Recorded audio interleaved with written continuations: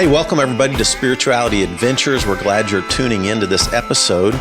We are a viewer and listener supported podcast, so we really appreciate you listening, watching on YouTube. We really encourage you to subscribe to whatever platform you're using. If you're on YouTube, hit that subscribe button, or if you're on Apple or however you listen to a podcast, be sure and subscribe. We greatly appreciate it.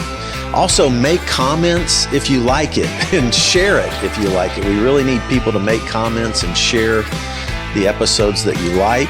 And then also, if you're not already a supporter, we really would encourage you to go to spiritualityadventures.com and you can pick a tier, and we have bonus content for every type of giver. This is a nonprofit, so they're tax-deductible donations, but we do provide bonus content for those who are supporters. So be a part of the team, help support Spirituality Adventures, and we're so glad you're tuning into this episode. Folks, welcome to Spirituality Adventures. Thanks for tuning into this episode.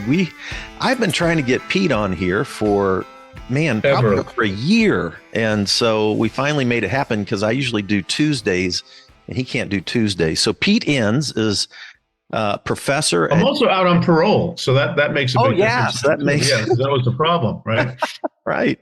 For my theological views. Well, you're hanging out with people that I hang out with if you're on parole then. Definitely.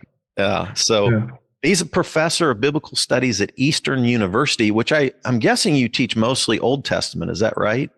Right. Yeah. I mean, you can't stay in one testament ever, really. But yeah, basically Hebrew Bible and basic issues of interpretation. But yeah.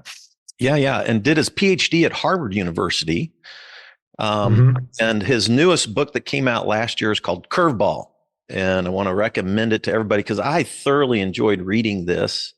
Pete and I are basically the same age, and he's 2 months older than me.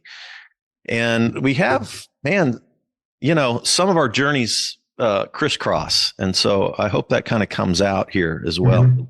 But Pete, I just let you know, I always loved studying. So after I did my master's of divinity, I did a doctor of ministry at Fuller. And then after I did that, I was working on a PhD in the Old Testament at Midwestern Baptist Theological Seminary, and was down to my dissertation when I went to rehab. Back up since then. That was 5 years ago. Right. I was studying with, the reason why I ended up going to Midwestern was because they had two professors there that had done their PhDs at HUC in Cincinnati, Hebrew Union. Sure. Yeah. Which is where, Hanan Brichto, I'm thinking of William Hallow. I know John Walton did his PhD at HUC in Cincinnati. Yeah, that's a good place. I mean, it's many Christians I know have gone there to do their PhD. Yeah. So I had two guys who had graduated from there who were brilliant in Hebrew that were 15 minutes from my house. And so I thought, well, heck, I'm going to study with these guys. And so, I thoroughly enjoyed it. But it exposed me to all kinds of stuff that when I went through my darkest days feeling like an atheist, 2019, it gave me plenty of fuel to rethink God, to rethink all kinds of stuff, right?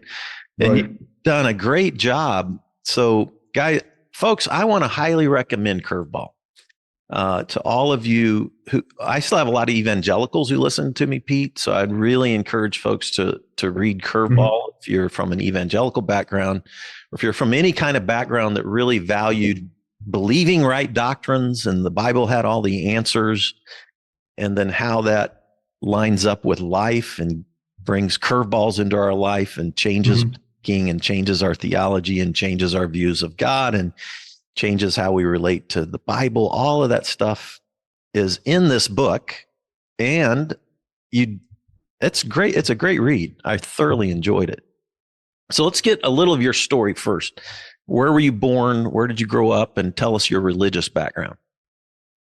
I was born in New Jersey, in the northern part of the state. My parents were immigrants. Long story short, they settled there, met on the boat, got married, and settled in northern New Jersey, as many immigrants did. And I, was raised in a home that believed in God and was I'd heard about Jesus and things like that, but it was never any formal education in Christianity. So I didn't have, they weren't fundamentalists because they were Germans. There's European Christianity is not like here. So I grew up without some of the baggage I think that many people have had to struggle with, and I'm aware of that. It's easier for me to get over some things than others who were raised in a certain way. But they did send my sister and I have one sibling to a Lutheran confirmation class, which was 2 years. Every Wednesday after school, we would go and learn about the Lutheran faith. And the one thing that came out of that is I memorized creeds, and I still have them, in my head. And it was a nice formative experience in retrospect. I didn't like it then. What seventh grader likes to go to these things? But it was a formative experience for me, and in a liturgical environment, because they're Lutheran. So yeah, and that's the long and short of it. And I had a conversion experience in high school in a Nazarene church, which is a long story. I had then sort of a movement towards Calvinism in my early 20s because of a church we were attending, which was a really good church. And I learned a lot there, and that sent me to seminary a few years later.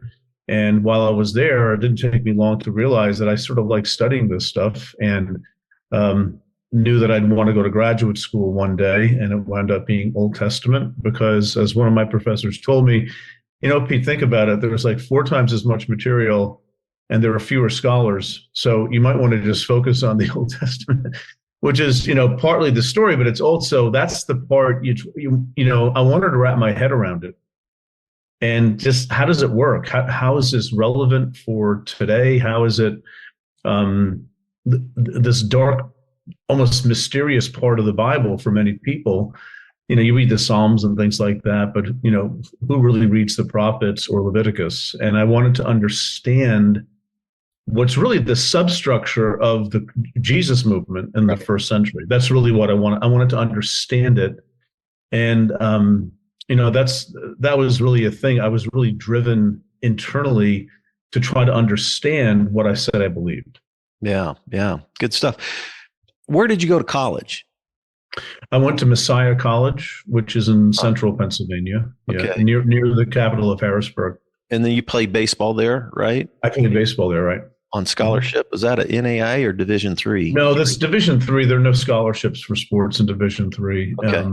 So I went there. I pitched for the 3 years that I was there. I went to Rutgers University my first year, which is a state university of New Jersey, and it's too big. Didn't like it. Went to Messiah. So. And then where'd you do seminary? At Westminster Theological Seminary, which is outside of Philadelphia. Yeah. And I was a student there, and I actually taught there for 14 years after I got out of Harvard. Okay. And then you went to Harvard. Who did you? I know Waltke did his. He did his stuff at Harvard. He did his PhD there, right? Yeah. Yeah, because I had to do a paper on the Samaritan Pentateuch, and that's his thing. Right? I found his dissertation, right? So right. But there's some other great professors there at Harvard too, especially in the Old Testament. I'm trying to pull. Did Kaiser end up there? And I'm trying to. Walter Kaiser. I don't remember. I know that. The teachers I had there were amazing. Who did you do? A lot of people have gone there, but. Who did you do your dissertation with? James Kugel. Okay. My 2 big influences there were both Jewish professors, James Kugel and John Levinson. And there are others, Peter Machinus, Paul Hansen, a few others that I had classes with that I liked a lot. But they were the most, because they're the ones who got me thinking hermeneutically and theologically without even using the words. Right. I really liked Levinson's stuff, He's amazing. Yeah. Well, okay. Well, cool. So then curveballs. So you at least had enough footing in the confessional church to have some fairly rigid beliefs that would kind of be like growing up evangelical a little bit, wouldn't you say? Especially with your conversion in the Nazarene world. Yeah, I mean, the thing is that that happened when I was like 16. And so I wasn't really thinking theologically, but what happened to me there was I started having questions. And it wasn't the kind of place that really even thought about, what do you mean questions? Questions about what? How can you possibly have questions? It's so obvious. So, but I didn't feel restricted by them, and I just didn't stay there. I was there for a few years, but then I left. And the Calvinist world that I went was a part of. What I liked about it so much was that there were certain questions being asked, and there was doing deep dives into books of the Bible or into things like that. And of course, as time goes on, you realize that, well, it had its own kind of a narrowness attached to it. And I just began reading things on my own, and it made me realize there's a big world out there of how people think about this stuff. And it was very intriguing to me. Rarely was it really a threat to me. I mean, some things are like, ooh, gosh, I'm not ready for this. But for the most part, it just expanded my thinking, and it made a lot of sense. And to me, I'm just interested in truth. And I know that sounds really mamby-pamby, but that is the case. I want to know what's true. And even if I can't tell you, I think this is true, I'm at least trying to pursue it and trying to understand truth. And that really drives everything that I do. And that's why I don't always have patience internally with what I perceive to be simplistic answers to difficult issues. Yeah. I don't know. So I was rooted very strongly in the evangelical world, but yet studying with, super liberal scholars and, reading everything. And I loved reading everything, but then I always tried to think it back into sort of my more evangelical centered worldview, right? So I always believed in evolution. I always tried to, massage that back into a fairly conservative kind of view about Jesus and the Bible, I would say.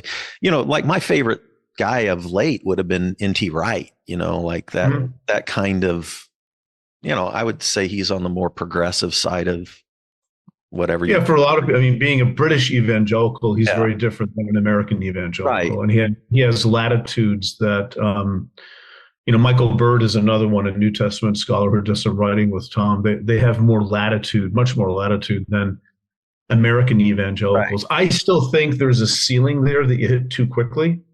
But that's my opinion.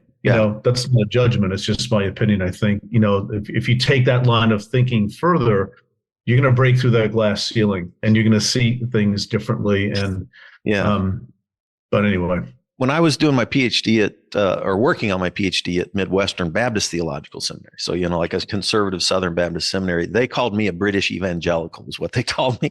Oh, that's nice. I guess that's before and that's before I went through what I went through the last 4 or 5 years. Right now, they just would like. Were they trying to be nice to you or trying to be mean to you when they said that?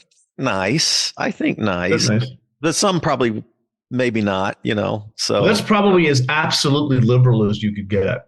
Yeah. To be called a British evangelical. That's barely inside the camp. That's what they called me. So, but even some of that blew apart on me in the last 4 years. Right. So, sure. But at any rate, so this curveball analogy, I want to just stick with that through the rest of the interview because you weren't always trying to bring all of your knowledge back into a more conservative framework. It doesn't sound like you allowed it to push you.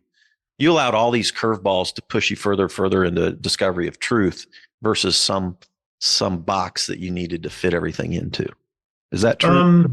I'd like to think that's true, but I don't think that it is. I think the thinking that you read in Curveball is not where I was, say, 40 years ago or even 30 years ago. And, when I was especially teaching at Westminster Seminary, which is a conservative Calvinist institution, which was inerrantist, but they allowed you to think about what that meant. But they weren't literalists inerrantists, but a different kind of inerrantist.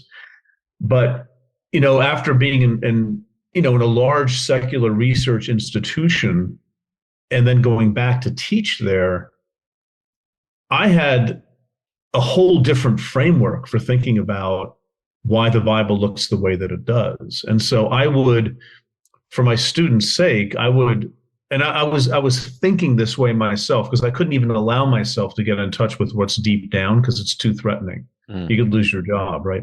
Yeah. And I wasn't being duplicitous. That's just the psychological and sociological mechanism that happens to people in that situation. But I would say things like, the Bible's inerrant, but whatever is in there is fine because that's what God wants, including things like historical contradictions, including things like moral problems with God's own actions in the Bible, right? And well, God wants that there to push us to think, which is actually a very ancient Christian and Jewish view. These things are there and they're so ridiculous. They're meant to incite you to probe deeper and see meaning that's beneath the surface. That's sort of where I was with some of those things.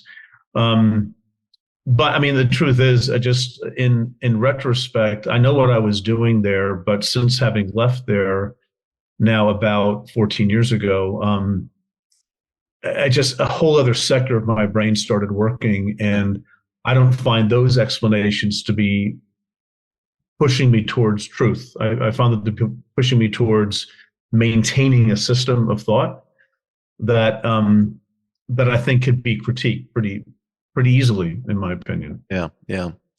Did you have a shame factor to, some of that deconstruction where, like for me, I'd taught people for so many years, led people to Christ and taught them about God and how to hang on to God even through suffering, right? And yet when I went through my deepest, darkest thing in 2019, I didn't feel like I could hold on to. I had to let it all go for a season, and then I felt shame about like letting go of, like, just re-examining everything. I felt even shame about that process sometimes. You know what I mean? Because I'd been a leader in, right. people come to Christ, and then all of a sudden myself, I didn't feel like I could hold all the pieces together. Right. Did you have any kind of shame attached to that evolving of your thinking and theological beliefs about God? That's a really good question. As you're asking it, I'm thinking to myself, I've never really asked myself that question.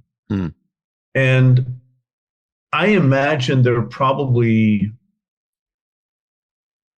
I've had in my mind, for example, thoughts like, I'm thinking the very thing that they warned me about thinking years ago. If you do that, you're going down the slippery slope. I'm like, well, whatever slope I'm on, this makes perfect sense to me, So there's a little bit of like people from my past sort of calling me out on things that we knew this was going to happen to you, right? And there's a little bit of shame in that, but it's not the kind of shame I think that you're talking about. Yours is a different kind of shame. And for me, when I was questioning everything like you were, I had that same, what I call my season of atheism, and it was legitimate. It wasn't like, a phase I went through and now I can say I defeated atheism or some such nonsense like that. It's just nothing made sense to me. And I didn't feel shame. I felt weary and I felt sad, actually. That's what I felt. And then things just started, long story short, things started building in a different way than I had ever conceived of, and influences I never would have thought would be influences that led to a real reconstruction of things that's much more open and much more expansive and not evangelical. I have to say I don't see myself theologically as an evangelical, even though, I have truly many evangelical friends. And I'm not just saying that. I do, and we get along great. I just don't see myself as fitting there. Yeah. When in the Curveball book, you mentioned a time when you were sitting in your basement for 3.5 years trying to piece together a living kind of by yourself. Yeah. Was that kind of your dark night of the soul, that 3 years in the basement? And was that were you, I'm curious, I don't know how much personal information you want to, because you didn't go into much in the book. I was wondering, where were you married? Did you get divorced? I No, had we're married. Yeah. No, my kids at that point were, when this started, this was in 2008. okay. And I started teaching at Eastern University in January of 12. Okay. So it was basically 3.5 years of cobbling together a living. That's the period. If some of your listeners know the story, I worked with the BioLogos Foundation, which is a science faith kind of think tank. Yeah, I'm a big I did that for about a year and a fan. half. Yeah, so I did that stuff. I adjuncted whatever. Um, but yeah, that was a difficult period. That's when I was really alone with my thoughts. Mm-hmm.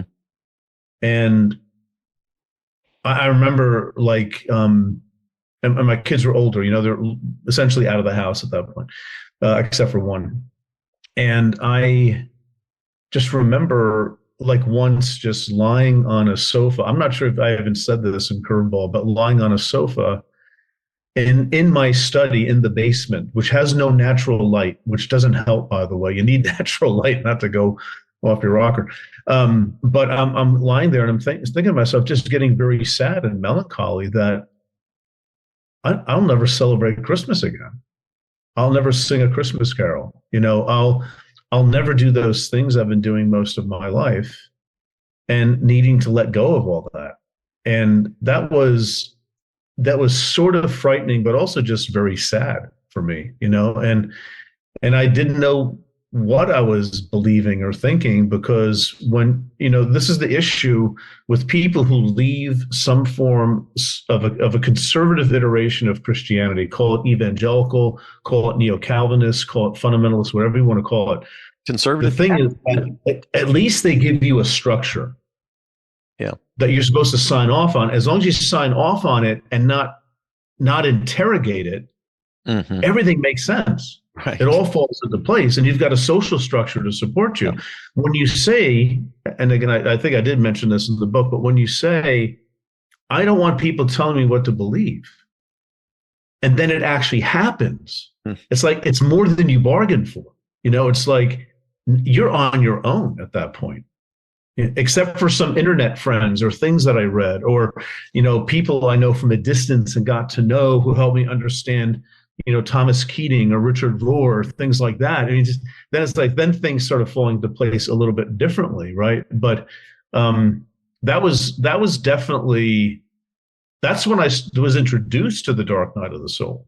Yeah, by others. Said, you need to read this and that. I said, okay. Yeah, interesting. In 2019, when I was at my worst and didn't even want to live really, but a friend of mine mailed me a Richard Rohr book called Falling Upward. Yeah. I wasn't even reading. I wasn't doing any, I was just trying to survive. And right.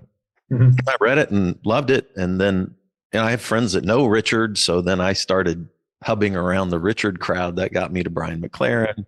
Brian got me to the Wild Goose Festival a couple of years ago, and then, and that's been expanded. And I actually saw you. I was sitting in the crowd, not last summer, the summer before last. Yes, 2 summers ago. Right. Yeah.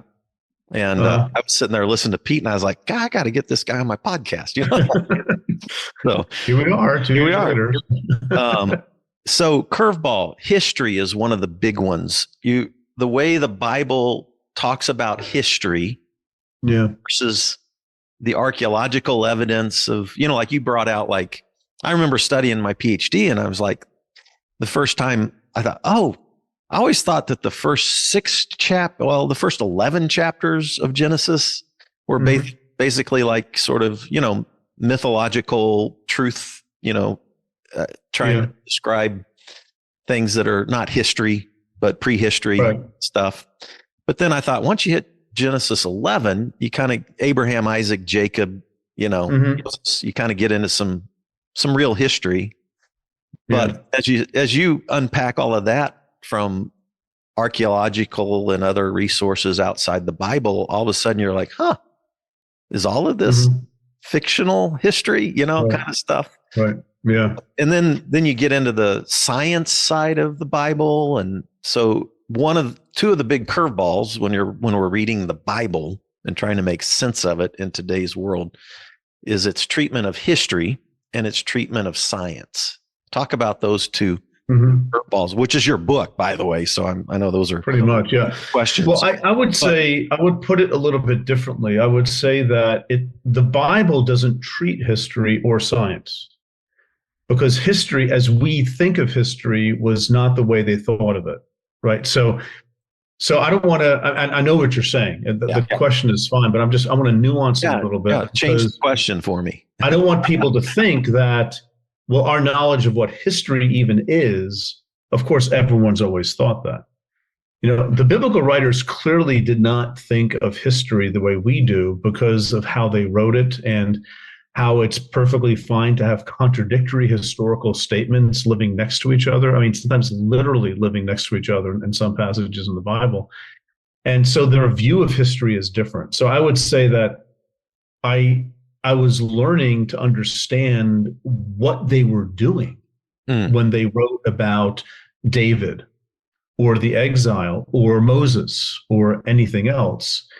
And science, in a strict sense of the word, didn't exist in antiquity, at least not in this part of the world. Maybe the Greeks, a few hundred years later, but it's a different world, and they have explanations for physical reality that are rightly mythical or folkloristic, and not what we would call scientific. So I don't feel the need to cram the Big Bang into Genesis chapter 1. Right. I don't need to find a way to reconcile the Adam and Eve story with evolution, because I really think they're speaking a different language entirely. And so I read Genesis 1 and 2 and 3 and all of the rest of the primordial history, as it's often called, as ancient Israelites navigating their own existence as people who have this God that they called Yahweh, and how they describe that in their context, because all of those stories have an ancient context, and they're saying something that distances them from others around them. I'd say primarily the Canaanites and the Babylonians. Those are probably the two big ones. And so that's how I look at this stuff. I try to suspend, and I think I can suspend, my own notions of what it would mean to write a book about creation. And it's just not what they were thinking. It's not what they were assuming. So I need to understand as best as I can what they're writing, which is to say, it's all about genre identification. It's like, what is the genre of this material? And to say, well, it's history. And I hear people say things like, well, Genesis 1 to 11 has to be historical because the kind of the Hebrew style, the narrative Hebrew style is continued on in the Abraham story and beyond. And we all know that's historical, right? The flip side of that is like, well, no, you're making an assumption there that it's historical in your sense of the word historical. And you're actually making a case that the whole thing is not historical in the sense that we understand it, because the story, the mode of the story, the kind of writing and the Hebrew style, those things are consistent, for the most part, consistent throughout the book of Genesis. And, that sword cuts both ways. Yeah, I've directed a lot of people to John Walton's stuff on just trying to get into the ancient cosmology and the mindset. Yeah. I don't know if that's if you. Well, I think John is brilliant. I like John a lot, but the problem I have with John and with other people I would call very learned people, but still evangelicals anyway. There are friends of mine. Trevor Longman, for example, is a friend of mine. Yeah. We talk about this stuff. Right. I think that, like, John is so good at explaining the ancient Near Eastern context. He's so good. He's pedagogically very, very good. But he hits a ceiling very quickly and won't go beyond it, even though I think the argument that he's amassed demands that you take that next step and go a little bit further. Yeah, right. I'm with So you. for example, his Lost World books, Yeah, you know, which are nice books. For me, and I mean this as a compliment, John's books for me are like gateway drugs for people who are coming out of a literalist, fundamentalist way of thinking. Well, there's a context here, right? I think what John does is like the beginning of a much bigger process, which is really rethinking what the Bible even is and what it's there to do, right? And so when you get to talking about the Adam and Eve story, for example, and John has these propositions, you know, he has his in these books, he divides it into little propositions, and then, you know, he'll get to how Adam is, you know, it makes sense in the ancient world, but then you move right to, but he's still historical. Why? Yeah. Why is he still historical? What's driving us to say that is not really I think in an analysis of the data, it's more a theological dogmatic necessity to be able to say things like this. So I don't think Adam is in any way, shape, or form a historical figure. I think he's a mythical figure. I do too. I think the writer is going to great pains to tell us that by putting a talking snake in there and a tree with magic fruit in it, right?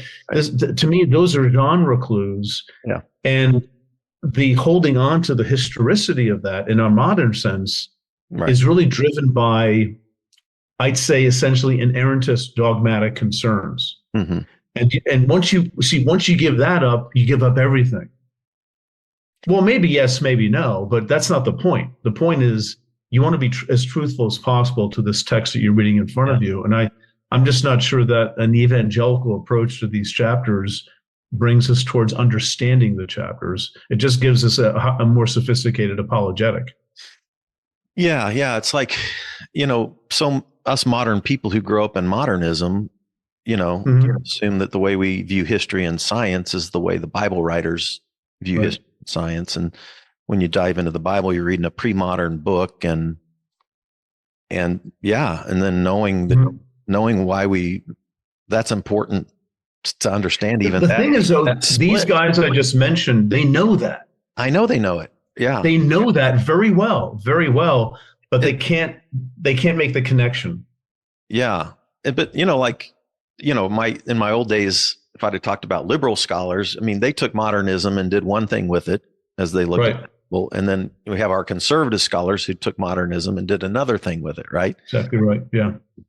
And neither one of them I haven't found completely satisfying. I like where you're going, because I've rethought the Bible too, especially with all the PhD work I did. And as I studied Midrash and how that functions, all of a sudden this, and you've brought it out well, you brought out the Wesley quadrilateral, yeah, and the experience, tradition, scripture, and how all of that shapes the way we read. And it's a tricycle moving. You use Richard Rohr's analogy there, and how it's like when we talk about what's biblical. I love the fact that you brought out the Israel means wrestling. You brought out the Jacob story. And like that's a part of being biblical, is questioning. Doubts, questions, and disbelief are actually a part of the faith journey that are all in the Bible. Yeah. And baked into the Bible like ingredients. You can't get rid of them, you know, and to minimize that stuff, I think, is unfortunate. And to minimize the fact that authors have different views on the very same subject. Like, I don't know, the entire history of the monarchy, read Chronicles versus Samuel Kings. Right. It's like it's an education into, it realigns the discussion. What is the Bible? What is it there for? Right. And it's not the code book that God gave us, and it's pure, and it's written by humans, but they had no influence in it, really. It's just sort of from God's head into our head. And that kind of stuff, actually, at the end of the day, that can breed a lot of crises of faith for people who then take the time to really study this stuff. And you realize this is complicated. There's a reason why there are seminaries and yeshivas and people keep writing books and thinking about this stuff, because it's not that simple thing that it's sometimes said that it is. It's more complicated, and I think I would expect that of a holy book to be complicated, to be mysterious, to be something that requires our full adult attention. Mm, mm. Yeah, the only Bible books I read in my darkest moment were Job and the Psalms of Lament. Yeah. I liked Job just because he ends in paradox and mystery, and that fit where I was at, Mm-hmm. So I just started picking and choosing the stuff that I wanted to read when I was. And isn't it great that there's stuff in there, Yeah. that is challenges the status quo. Yeah. So, oh gosh, Pete, I could talk to you all day, and we're running out of time. But I want to dive into the history part. I want to get one more thought here. As I've read like Greek mythology. So if you listen to John Dominic Crossan, he says like the Iliad is the Old Testament for the imperial Roman theology, and Aeneid is the New Testament, right? Mm-hmm. If you read those, there's some actual history in it, what we would call history in with a modern mind. Mm-hmm. There's a lot of mythology in it, what we would call in a modern mind, right? Right.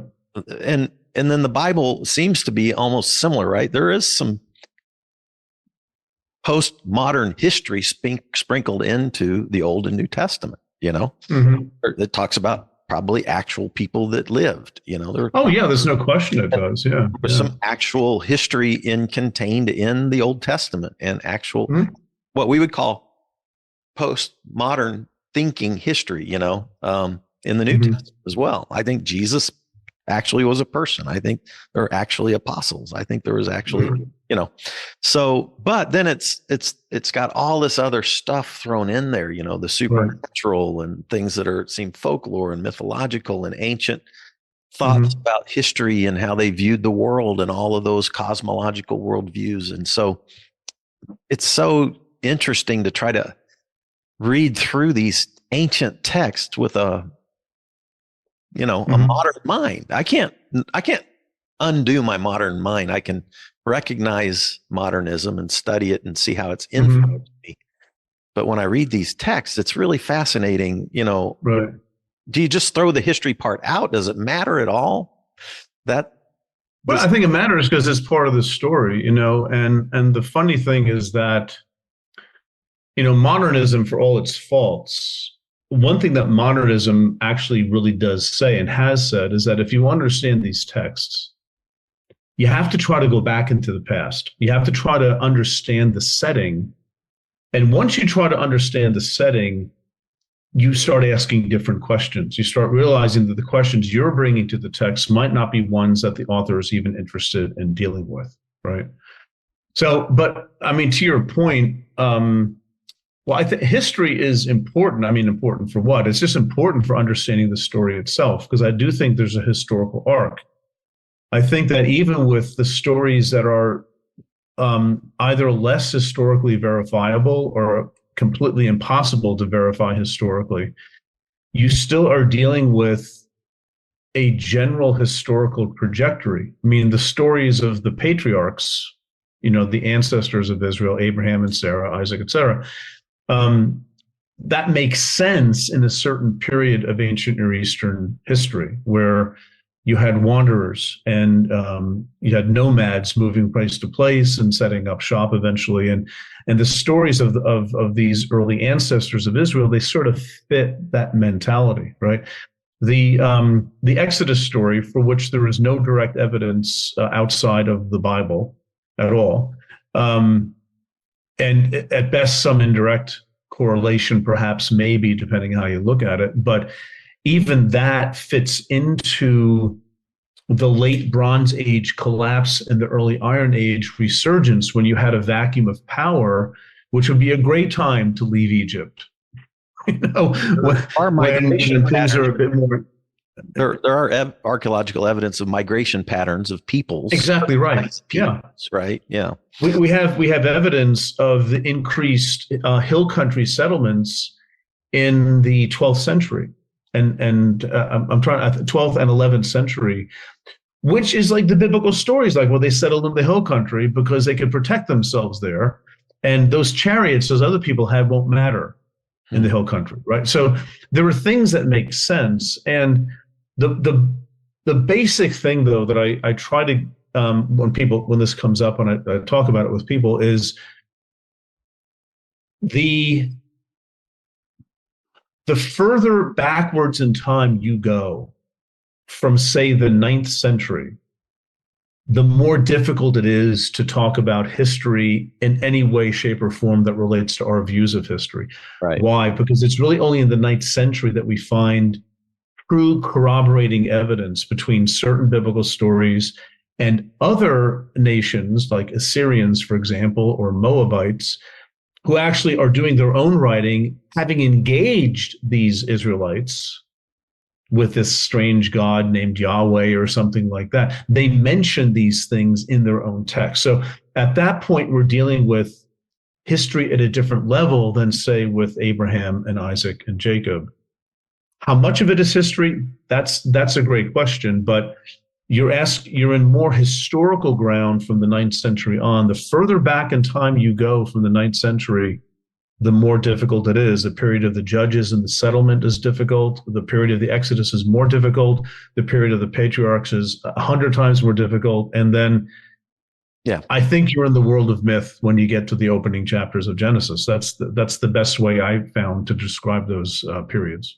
Yeah, I'm with you. All right. So thank you. So history, let's jump into quantum physics. Oh, why not? And sure. God. And from the sublime to the ridiculous. All right. And we only have a few minutes left. So, but no, so part of I was never a Calvinist. I always leaned toward, free will defense of evil. And so I was more of an Arminian, but I held on to that sort of Arminian perspective on things. Right. And preach that and help people work through suffering with those kinds of ideas. But for me, even that God fell apart for me a little bit after when I went through that. And then so what's crazy is when I was 18 and 19, a freshly, just saved Jesus guy, in the Jesus movement period, going to Baylor, I was reading Hartshorne and Whitehead at Baylor as an 18, 19. Okay. And I remember thinking, this is interesting. It's like God's evolving with everything else. That was literally my 18-year summary of process theology, right? Right. And now, all these years later, I'm revisiting that, right? Because of the influence of people like you and Tripp and, Tripp Fuller, Tripp Fuller and so many process theologians. And this idea of panentheism as it relates to you brought out this whole, I loved the way you gave a layman's understanding of quantum physics and quantum reality, relationality, death and resurrection, relationality as it relates to community, NDEs, near-death experiences, but this vast, vast world that we know from science and from evolution and from cosmology and all that kind of stuff. You bring out all of that, and then we start, well, then how does God fit into all this? And you landed sort of the panentheist, and that's where I'm at now, So now I'm trying to, here I am 60 something years old trying to restudy, the panentheists of the world, because that's the way I can kind of hang on to God. Otherwise, I don't think there's a God.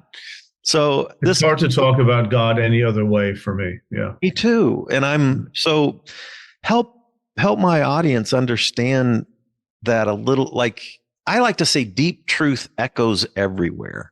And so I think of that in terms of the Bible, in terms of other faith traditions, and in terms of science and evolution and all that kind of stuff. And for me, that boils down to everything's related somewhere or another, relationality, and death and resurrection is a part of the way evolution works. And community has to fit into that. And if there is a God has to fit into the reality of all of these things that we find through evolution and cosmology and astronomy and these sciences. Right. You've landed in the panentheism camp. What is that?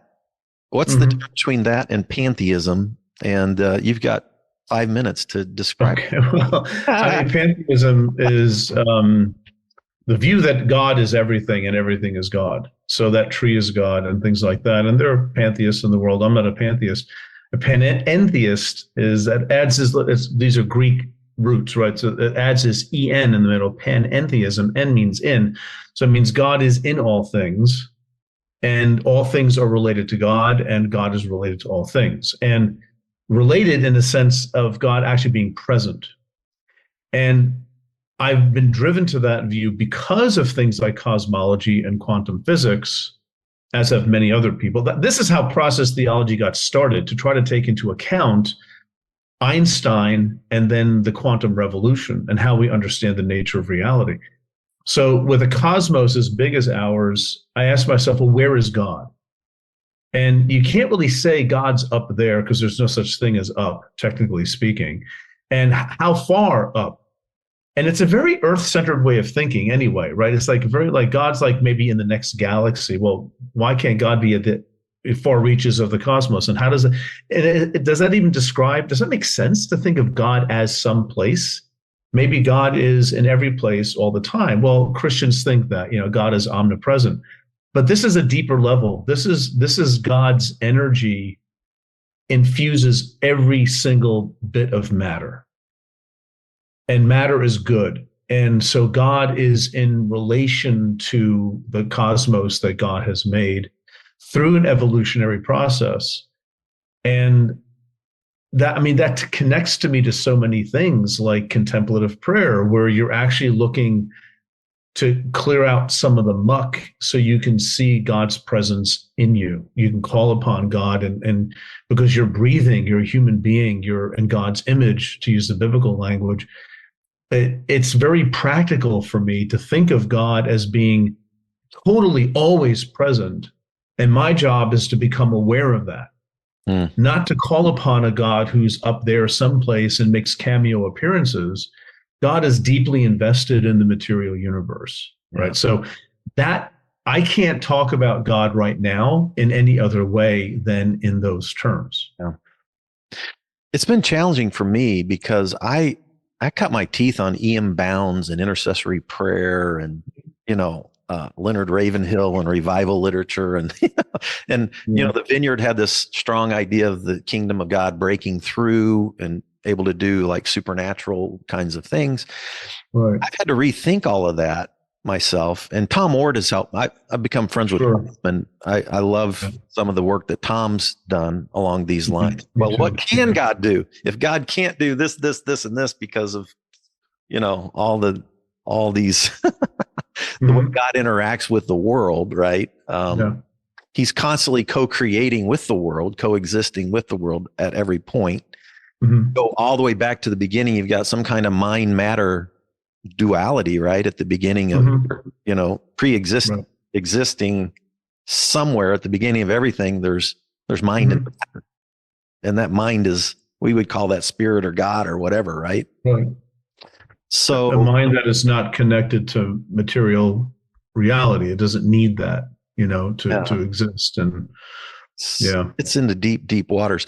But I will need to end. But man, I could talk for hours with you about this stuff. But I ran across in the big book of AA. I let you know, I've been working in the recovery world for about 4.5 years. It was fascinating. I landed there when I was questioning everything. And I worked through the first 3 steps, which are God steps. And I didn't even know, I let go of everything. So I'm like, is there even a God? And if there is a God, what is this God like? And can he answer prayer or can he not? And all these kinds of things. And there's this classic Bill Wilson, one of the founders of AA. Yeah, of course. He wrestled with this czar in the heaven and a God who controls everything. And he didn't want to believe. Right. And a friend of his, when he was struggling with the God question, said to Bill, why don't you choose your own conception of God? Right. And then Bill's was like, it was only a matter of being willing to believe in a power greater than myself. And that opened the door for him to not be stuck with some view of God that he didn't like. It opened the door for him to explore new concepts of God. Mm-hmm. And I actually think you've brought out well that the Bible itself allows for that, maybe even encourages that kind of exploration of a concept of God that works with all the truth that we know. Mm-hmm. And I sense that's what you're trying to come up with, a God of your understanding that fits with all of the knowledge that you've gained to this point in your life. Yeah, and it's not. I appreciate the way you put that, because sometimes people say, "Oh, Enns, you're just looking for a God that you happen to like." It's not that. I'm literally trying to make sense of reality. Yeah. And who of us isn't trying to do that, right? And so for me, it means being very flexible in my own thinking about what do I think God is like? What do I even mean when I say God? That's a placeholder. That's just a word. That's a placeholder for a much bigger thing. And I'm very happy to be on a journey of trying to understand and trying to explore. And my money is on the creator of the multiverse understands that. And is not looking over me and saying, you unrepentant sinner, you're not listening to the literal word of God. And that explains all these things. The Bible is set up to not be looked at that way. Right. It's so diverse. It's contradictory in places, and in a good way contradictory, because you're really getting different points of view from different walks of life on the same issues. And that tells us, that alone tells us that it's okay. Not only is it okay, it's your sacred responsibility to think about these things, about what does it mean in your mind for God to show up here in this situation, right? And that's a huge theological discussion. It is, and that's fine with me. It's huge. Well, I just appreciate that, because I've had to get rid of the shame and allow myself to say, hey, God would want me to think these thoughts and question these things and mesh all the truth that I know with everything I know up to this point, and try to continue to relate to a God, if that God exists. Right. I know God. Right. I think you ended your whole book about knowing God, right? Yeah. What we even mean when we say God exists. What does it mean to say God exists? That's a more philosophical question, but I think it's a good one, because we get stuck on thinking of existence in very human and limiting terms. And that's why panentheism is helpful to me, because it talks about existence differently than how, I might have been raised to think. Yeah. Yeah. Well, thank you for your time, Pete. I'd love to pick this up again sometime with you, because I could go on forever. But Curveball, I want to encourage everybody to read this. It's really well written. It's easy to read. You don't have to be a scholar to read this book. You can read it, and you do such a good job. Also, Pete has a podcast called The Bible for Normal People. And I have a lot of friends that have been listening to you for a long time, Pete, and they love the podcast. So thanks for the work that you've done there with Jared Baez and teaching it, and an author of several other books. So tell people, do you have a website? Is that the best way to? Yeah, I mean, the BibleForNormalPeople.com is the best place, and the books are all there. And we have classes that we offer. When we offer them, they're pay what you can. I mean, literally, if $1 is all you have, then give $1, and then you can be a part of it. And other kinds of we're sort of an educational arm. That's how we see ourselves. And we have a lot of educational material there, including a blog and things like that. So thank you so much for being on Spirituality Adventures. Thanks for everybody for tuning in to Spirituality Adventures, and see you next time. Thanks, Pete.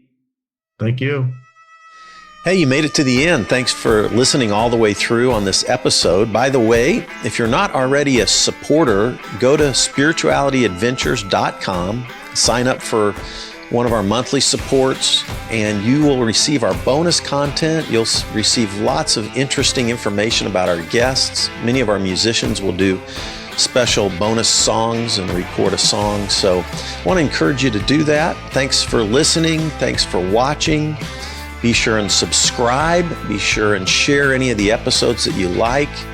And be sure to make comments if you like them as well. This helps us get Spirituality Adventures out there to more listeners, more watchers. So whatever platform you're using, subscribe, like, share, make comments, and go to our website, sign up for our team, and be a part of the team support. Thank you so much, and we'll see you next time.